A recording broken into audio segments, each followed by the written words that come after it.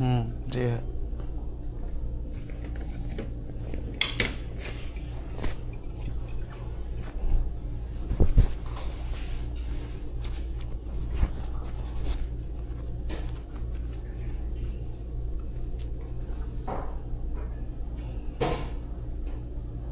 So আমরা cell culture এভাবে শুরু করি আর কি।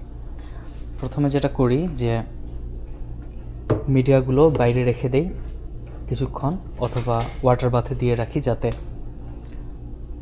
এগুলো টেম্পারেচারটা বেড়ে যায়, কারণ এগুলো আমরা 4 ডিগ্রি সেলসিয়াসে রাখি। সো সেল আমরা রাখি 37 ডিগ্রি সেলসিয়াস ইনকিউবেটরের ভেতরে। যেটা হয় যে আমরা যদি সরাসরি এগুলো ইউজ করি সেলে, তাহলে টেম্পারেচারটা দুরকম হচ্ছে, এটা 4 ডিগ্রি সেলসিয়াস, এটা হচ্ছে 37 ডিগ্রি সেলসিয়াস। সো এটা নিতে পারবে না আর কি। তো এটার ভেতরে ফ্লাস্ক আছে, সেগুলোতে সেল আছে। এখন আমি গ্লোভস পরে নেব। তার আগে আমি অ্যাপ্রন পরে নিয়েছি।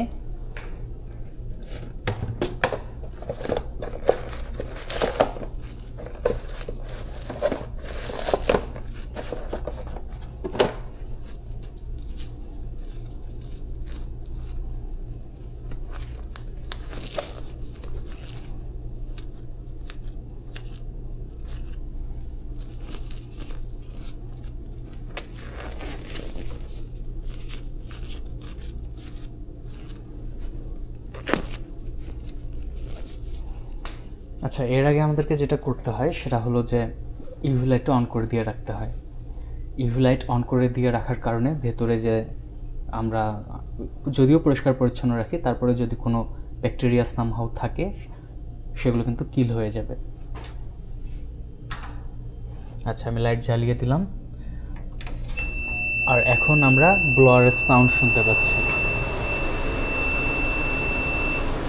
আচ্ছা, আমরা বাতাসের শব্দ শুনতে পাচ্ছি। এটা হচ্ছে এটা কি বলবো, ল্যামিনার এয়ারফ্লো। ল্যামিনার এয়ারফ্লো একমুখী বাতাসের একটা প্রবাহ, এবং এটার কারণে কিন্তু এখানে একটা অদৃশ্য দেয়াল তৈরি হয়ে গেছে। তার মানে বাইরের বাতাস কিন্তু আর ভেতরে যেতে পারবে না। ওকে, সো এটা উপরের দিকে পাস করছে, আর বিভিন্ন ছিদ্র আছে, ছিদ্রগুলো দিয়ে কিন্তু ল্যামিনার এয়ারফ্লো প্রবাহ হচ্ছে। এই যে আমি এখন আমার হাতটাকে পরিষ্কার করে নেব অ্যালকোহল দিয়ে। এটা হচ্ছে 70% IPA বা 70% ethanol, what ever it is. তো দুটো একই জিনিস। এখন আমি যেটা করব যে এটা দিয়ে পুরোটা ক্লিন করে নেব।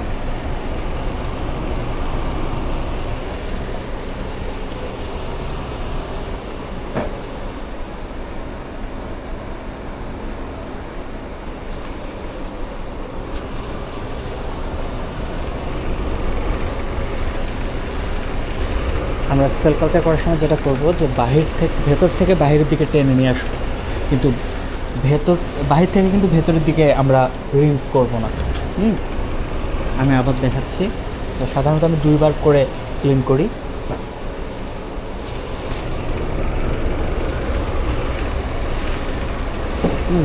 আমি যে ভেতরে শুরু করেছি, এবার ধীরে ধীরে কিন্তু বাইরে বের হয়ে চলে আসছি, তাই না?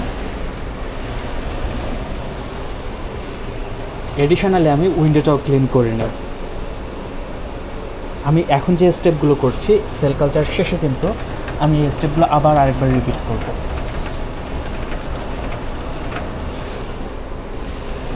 সো তার মানে ক্লিনিং হবে 2 বার, একবার হচ্ছে শুরুতে, একবার হচ্ছে শেষে।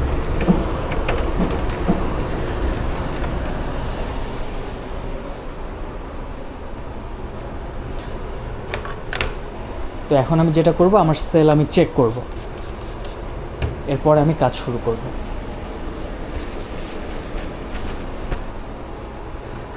সো আমি যদি সবগুলোই যা যা ম্যাটেরিয়াল ইউজ করব সেগুলো অ্যালকোহল দিয়ে রিন্স করে নিচ্ছে।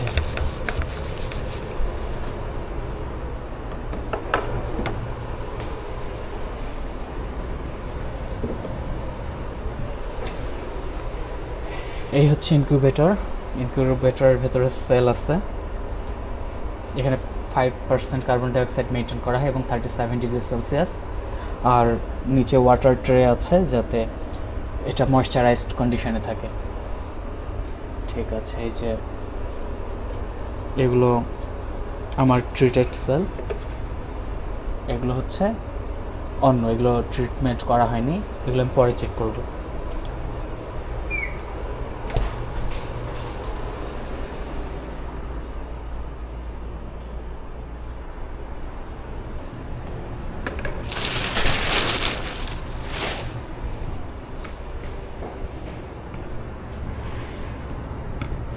মাইক্রোস্কোপটাও একবার রিন্স করে নেব ইথানল দিয়ে। সেল কালচারে আমরা সতর্ক থাকি যাতে কন্টামিনেশন না হয়।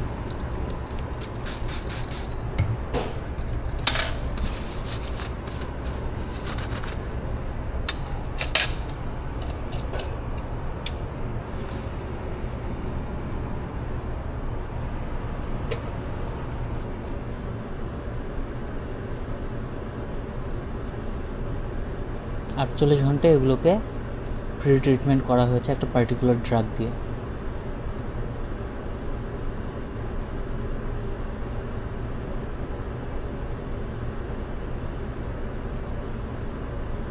ঠিক আছে, সেলগুলো ইট লুকস গুড। আমি দেখাই, আমি জানি না দেখা যাবে কিনা।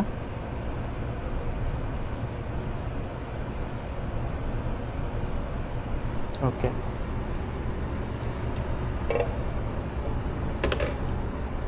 তো এগুলো হচ্ছে আরেকটা সেল, এটাও সেম ট্রিটমেন্টের ভেতর দিয়ে গেছে।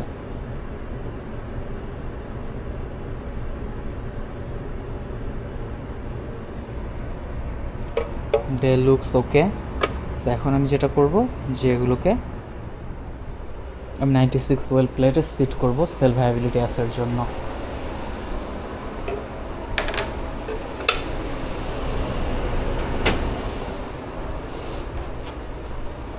এডিশনালি আমাকে এখন এগুলোকে ভেতরে নিয়ে যেতে হবে সেল কালচার হুডে, কিন্তু নেওয়ার আগে আমাকে এগুলোকে একইভাবে অ্যালকোহল দিয়ে ক্লিন করে নিতে হবে। এমন না যে এগুলো ময়লা, এগুলো ক্লিনই থাকে সবসময়, বাট এটা আমাদেরকে তারপরে আরেকবার ক্লিন করে নিতে হবে। এটাই হচ্ছে প্রোটোকল। এবং এখানে একটু ছাড় দেওয়ার সুযোগ নেই। যদি একটু ছাড় দেওয়া হয় তখন দেখা যাবে ব্যাকটেরিয়াল বা ভাইরাল, ফাঙ্গাল নানান ধরনের কন্টামিনেশন হবে সেল, এবং তখন আমাদের এক্সপেরিমেন্ট আমরা আর ক্যারি অন করতে পারবো না। সো এটা মোছা হয়ে গেছে, এটা আমি এখন ভেতরে রেখে দিলাম। এবং এখানেও কিন্তু মোছার কিছু নিয়ম আছে। সো যেটা করা হচ্ছে যে উপর থেকে কিন্তু আমি নিচে নিয়ে যাচ্ছি, ঠিক আছে? এবং জয়েন্টে কিন্তু বোতলের যে জয়েন্ট ওখানে টাচ করা যাবে না।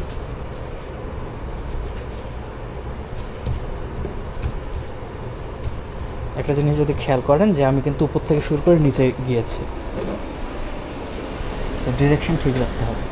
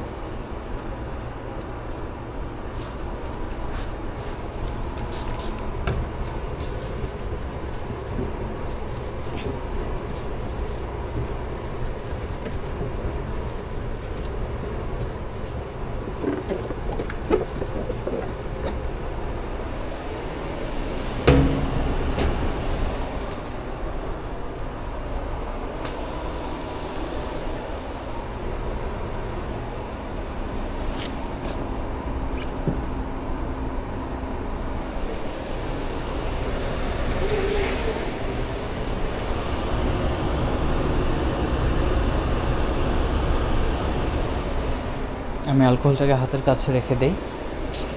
এটা মাঝে মাঝে কিন্তু আমাকে স্প্রে করে নিতে হবে কাজের ফাঁকে ফাঁকেও, এবং আমি যখন বাইরের কিছু টাচ করব তখন তো ফর শিওর এটাকে স্প্রে করে নিতে হবে।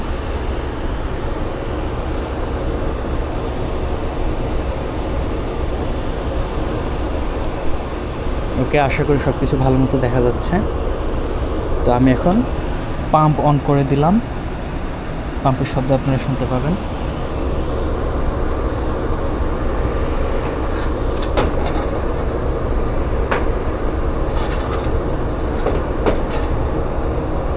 এটা হচ্ছে পাস্তুর পাইপেট।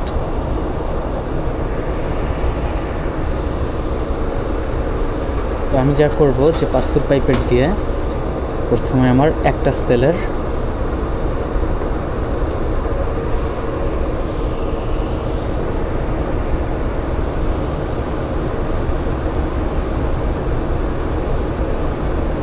মিডিয়ামে অ্যাসপাইরেট করে নিলাম। তো এখন এটাকে আমি যেটা করব,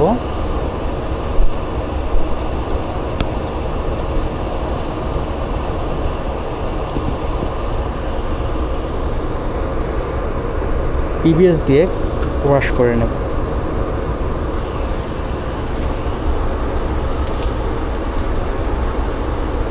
আমার কাছে এখানে আছে 5 ml আর 10 ml পাইপেট, সেগুলো আমি ভেতরেই গুছিয়ে রেখেছি যাতে আমাকে বারবার বাহির থেকে ভেতরে নিতে না হয়, কারণ তাতে কন্টামিনেশনের চান্স বাড়ে।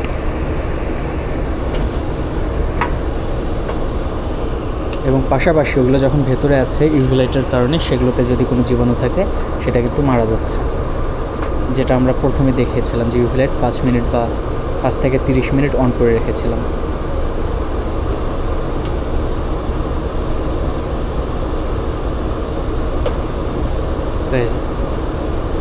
এভাবে পিবিএস দিয়ে ওয়াশ করছি।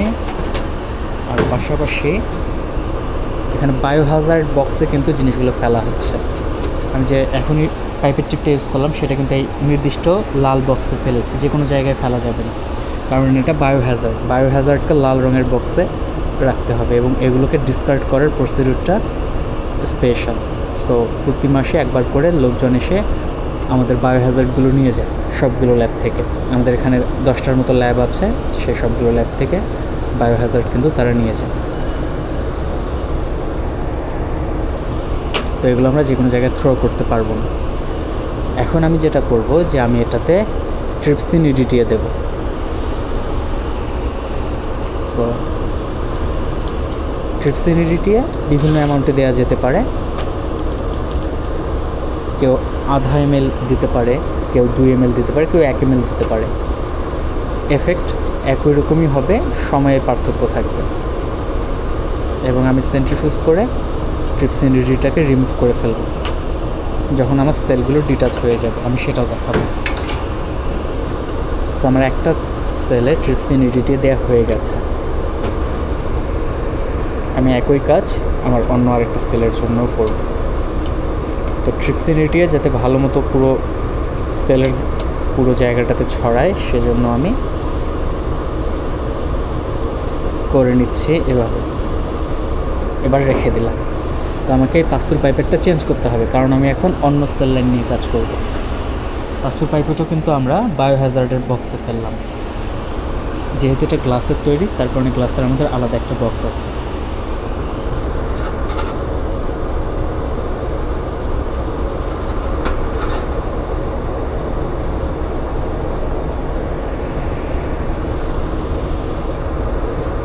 তো আমি এখন এই সেল থেকেও মিডিয়া অ্যাসপাইরেট করে নেব।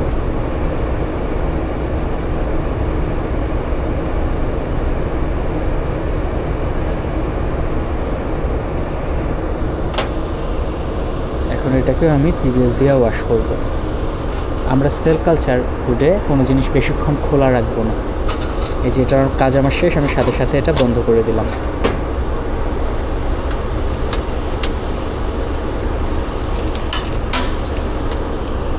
যদি আমার লং গ্যাপ থাকে কাজের মাঝে আমি কিন্তু দীর্ঘ সময় বোতলের মুখ খোলা রাখবো না, সেক্ষেত্রে বোতলের মুখ বারবার খুলবো, বারবার বন্ধ করব। ঠিক আছে? যদি আমার লং টাইম ধরে দেখা গেল 1 ঘন্টা ধরে একটা জিনিস ইউজ করতে হচ্ছে, তো 1 ঘন্টা ধরেই আমি খুলে রাখলাম বোতলের মুখ, এটা করা যাবে না। যদি এমন হয় 30 সেকেন্ডের মধ্যে আমার দুটো কাজ আছে, তো এখানে শুধু শুধু 2বার বোতল বন্ধ করার দরকার নেই।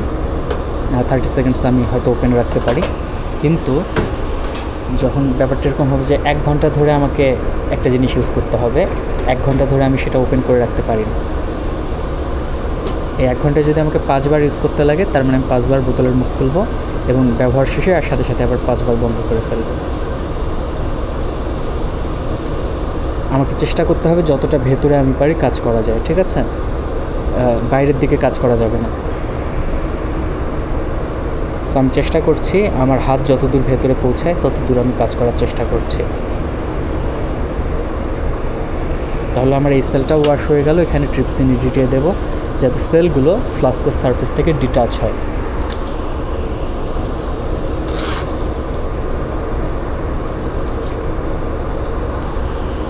ডিটাচ হতে মিনিট 5 সময় লাগবে। সেই সময়টাতে আমি অন্যান্য অ্যারেঞ্জমেন্ট করব।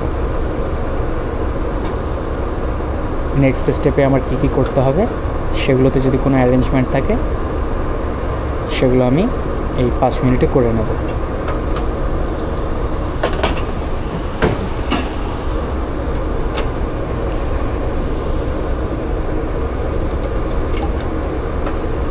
আমি ছড়িয়ে দিলাম, এরপর আমি রেখে দিলাম।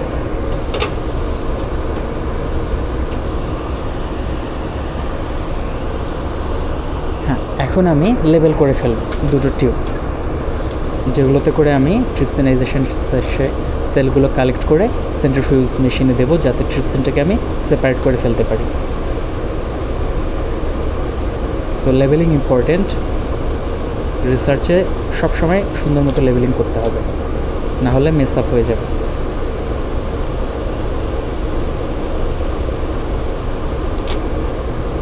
এবং আমি সেলগুলোকে যেহেতু কাউন্ট করব, সো সেক্ষেত্রে আমার কিছু মিডিয়া দরকার হবে ডাইলুট করার জন্য, নাহলে সেলের কনসেন্ট্রেশন বেশি থাকার কারণে আমার কাউন্ট করতে অনেক বেশি সময় লাগবে। যদি 1200 সেল সেখানে থাকে, 1200 সেল কাউন্ট করা কঠিন ব্যাপার। এই দুটো টিপকে আমি ইউজ করব।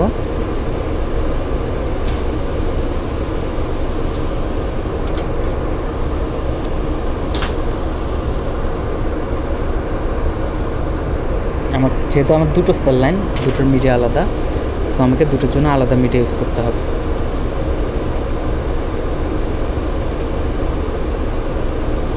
নাহলে সেলগুলো মরে যাবে।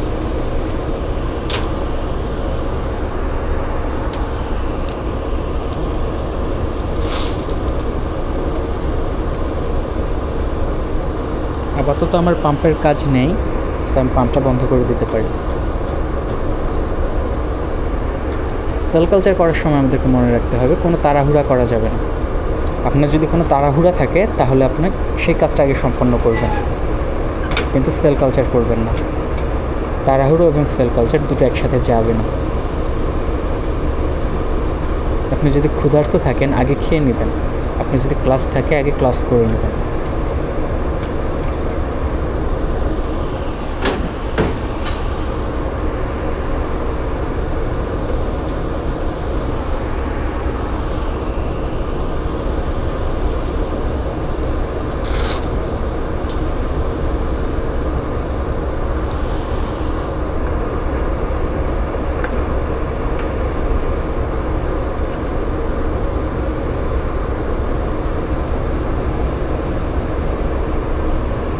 আপনি যদি সতর্কতার সাথে সেল কালচারের কাজ না করেন তাহলে দেখা যাবে আপনার 1 মাসের কাজ, 2 মাসের কাজ একদিনেই নষ্ট হয়ে যাবে।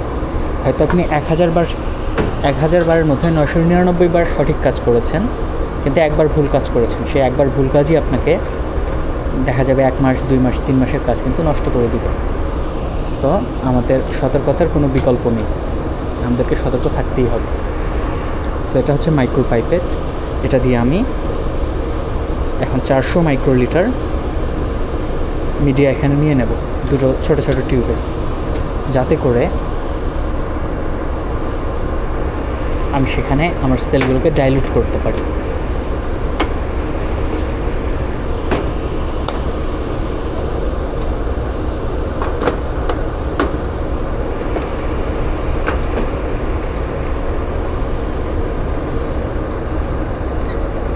আমার কিছু জিনিসের কাজ কিন্তু শেষ হয়ে গেছে, এখানে যে বোতলগুলো, তো আমি এই স্টেপটা করেই যে বোতলগুলো আমার এখন লাগবে না সেগুলো আমি রেফ্রিজারেটরে আবার ফিরিয়ে দিয়ে আসবো।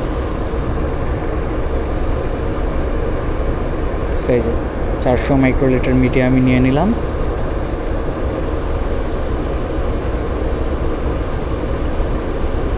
আমি 400 মাইক্রোলিটার নিচ্ছি কারণ আমি 5x ডাইলুশন করব।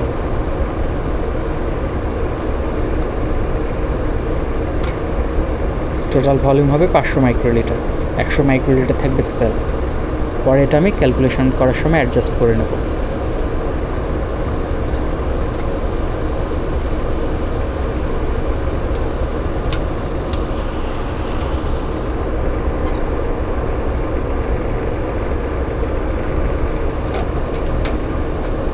তাহলে আমার এই টিউবগুলো রেডি। এখন সেলগুলো কি ডিটাচ হয়েছে?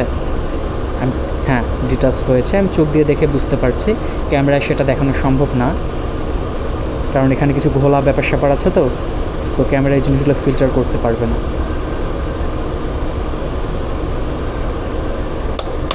সো আমাকে কয়েকবার শেক করে নিতে হবে।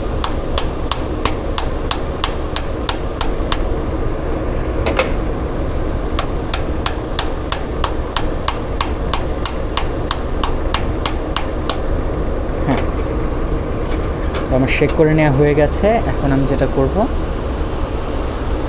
মিডিয়া অ্যাড করব এবং তারপরে সেলগুলোকে এই টিউবে, যেটা 15 ml সেন্ট্রিফিউজ টিউব বলা হয়, সেখানে আমি ট্রান্সফার করব। তো দুটো সেলের জন্য দুটো আলাদা টিউব।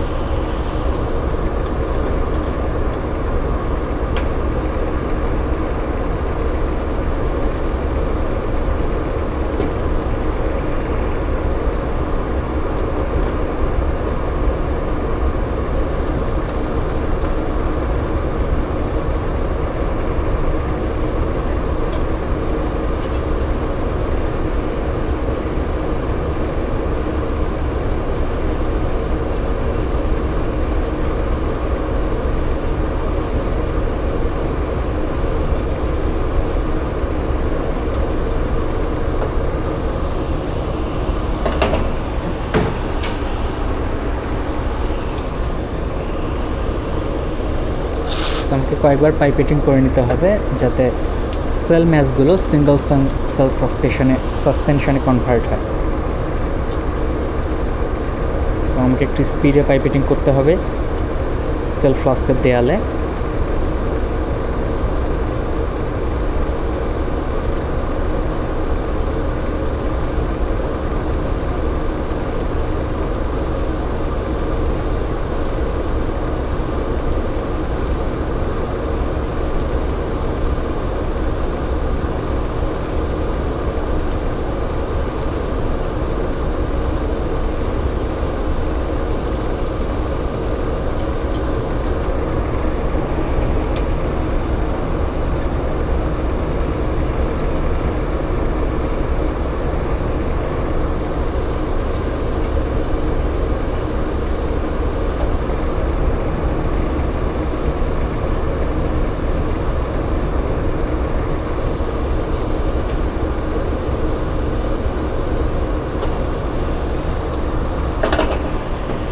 আমার একটা সেল নেওয়া হয়ে গেছে, একই উপায়ে আমি আরেকটা সেল নেব।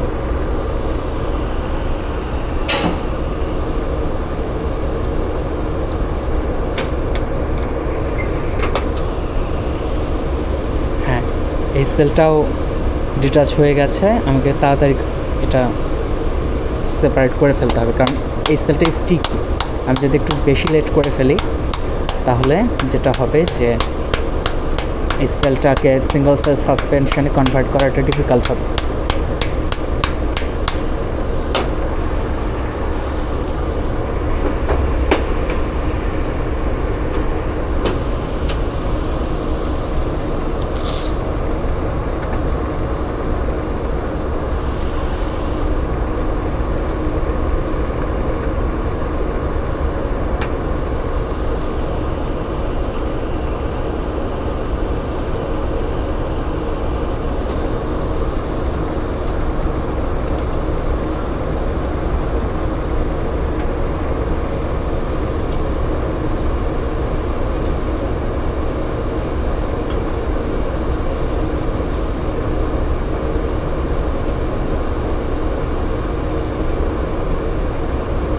অলরেডি আমরা দেখতে পাচ্ছি পাইপেটের মধ্যে কিন্তু সেল ম্যাচ, তার মানে অলরেডি ওরা জমাট বেঁধে গিয়েছে।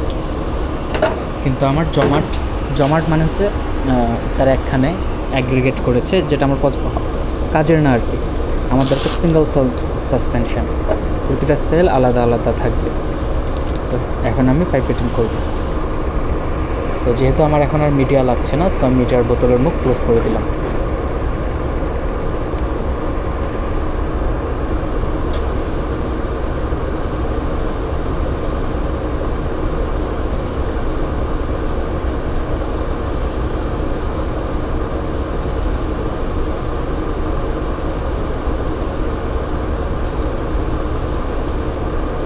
মোটামুটি বেশ কয়েকবার করব, অন্তত 15 বার।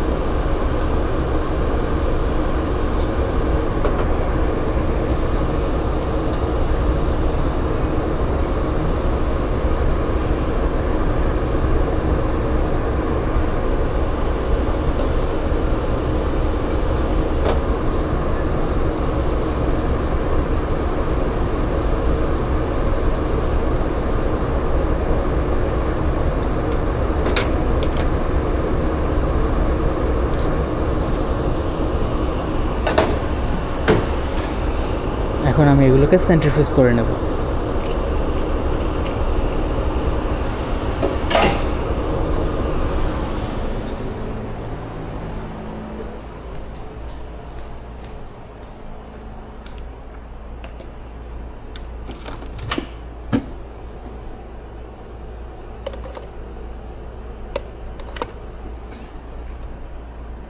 এগুলোকে 5 মিনিট 2270 আরপিএম এ সেন্ট্রিফিউজ করা হবে।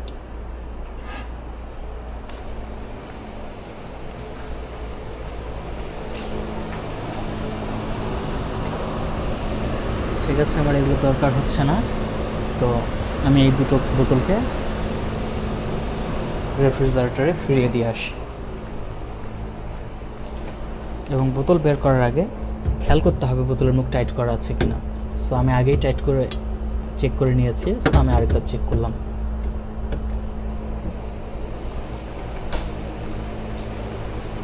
সো এখন আমার ওয়েট করা ছাড়া আর কিছু করার নেই তেমন। সো ওয়েট করব, এরপরে আমি সেল সাসপেনশন মেক করে সেল কাউন্ট করব। সো আমি দেখাচ্ছি সেটা।